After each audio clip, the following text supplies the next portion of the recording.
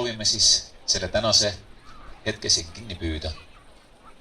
Hoida teda õrnalt peos ja lasta ta järgmisesse armsasse hetke.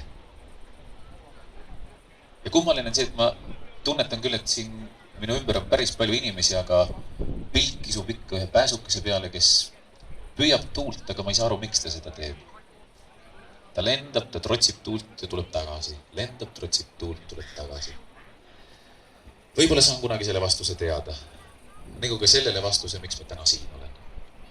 Ja vahva on minu meelest see ütlemine, et tulla tulebki selle pärast ainult, et teada saada, miks siis tulla. Need tulijad, kes tulevad juba teadmises ja teavad täpselt, mida nad tahavad või mida nad ootavad, nende jaoks võib õhtu pettumus suur olla. Proovime kõik mõelda, et me tulime täna selleks, et teada saada. Miks me siin muinast tuledel siis täna jalutame, oleme? Kui ma laevas olen tööl, sulle mõtlen päeval ööl ja su juustest leitud linti kannan vööl.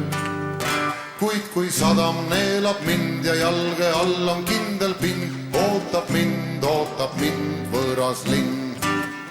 Linna tunda pole vaja, sest kus meremeeste maja, seal on laulu naeru kosta taevani.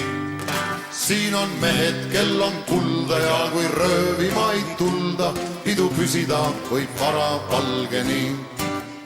Liiter viskit peseb maha, huultelt meresoola vaha, piip on suus ja lahkub sealt vaid suudlusteps.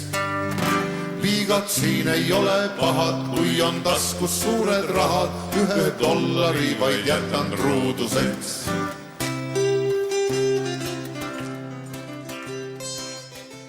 Olete valmis? Läks hea.